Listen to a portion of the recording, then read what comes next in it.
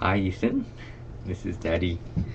I thought I would record a short message for you so that you can hear me, and because this message is about you.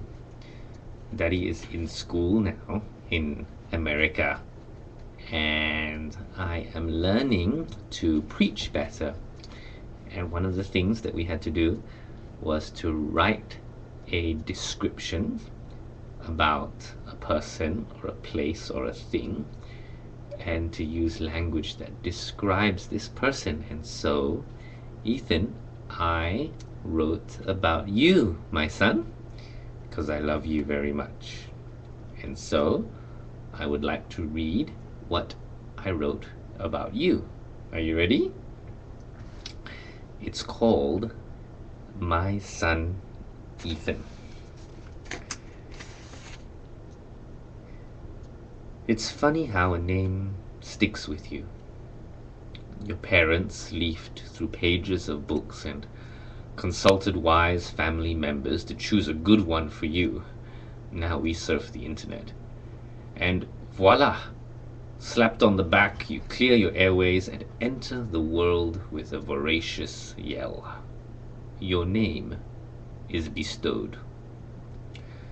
It becomes distinctly you, and you are that name. My son was given a name, Ethan. Now, despite the infinite choices that bombarded us, and some which nearly stuck, it is clear that he could have been no other thing. Ethan was the only possibility. Windows into the soul is what they call them. Eyes, that is. And he sports two magnificent specimens. They're wonderfully formed into almonds. That's what people constantly say. I've never thought much of almonds before, but now I think they're beautiful.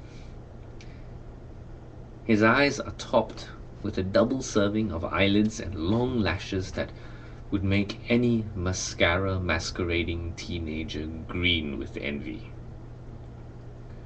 Before he could talk, he would speak volumes with those eyes. They could wrench your heart from the cavity of your chest and just as easily melt it while you crumbled to the floor. They were his voice, but they were also his weapons, wielded as skillfully as any stone that flew from sling to giant's head. Yes, whole armies of our frustration and anger were felled with those eyes. Yet weapons also reveal weakness, and his too opened wide, marvelous gateways into the fortress of his soul.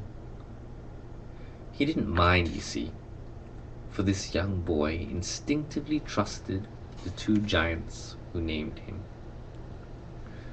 When he could talk, he would scamper energetically around the living room, loudly declaring which toys he would conquer next. "I'm not sleepy," announced the trumpeted cry. But his eyes gave him away. Those windows into his soul were wide as ever, but they became ever so lightly cloudy and moved imperceptibly slower. They were his downfall, telegraphing state of affairs more true than he ever knew.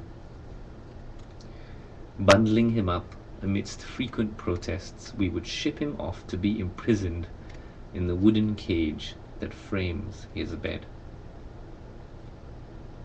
There he sits.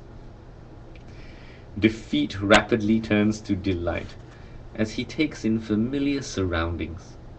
Mr. Turtle and Twinkle Star beckon in a restful routine of bedtime congeniality. "Daddy, come inside." This request combines the power of his inviting voice and those irresistible eyes, pulling me to leave my realm and enter his world, his cot. I can rarely resist this cosmic pull, And why should I want to? No, I abandon myself to this futility, stepping over the rails and curling up beside my bundle of laughter and happy giggles. We lie down, nose to nose, and our eyes meet. This is love. The next morning, he greets me far too early, with energy exceeding my sleepy state. Those eyes are bright and full of expectant glee for what the day will bring. Ethan, I have a surprise for you. The almonds grow wide and glassy. Like pools of ink, they brim with words describing all that a young boy could ever want. It could be a car ride, a new toy, or a visit to Grandma's house. These are all wonderful things. But most of all, he is happiest to have special times with Daddy. It's funny how the ordinary things are most remembered and requested. A broad smile frames expectant eyes when he senses the possibility of washing Daddy's car, or having that picnic with Daddy's fire, cooking bacon for Ethan. His eyes look a little sadder recently.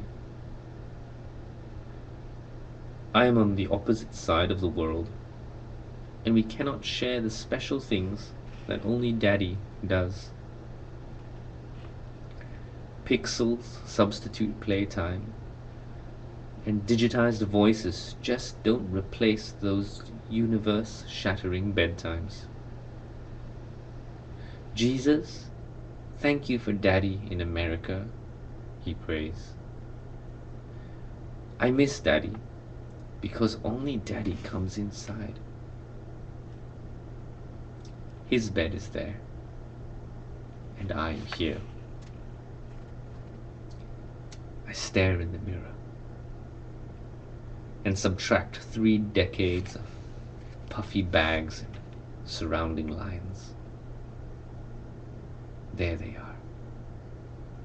At least I have his eyes. I love you, my son. Daddy loves you.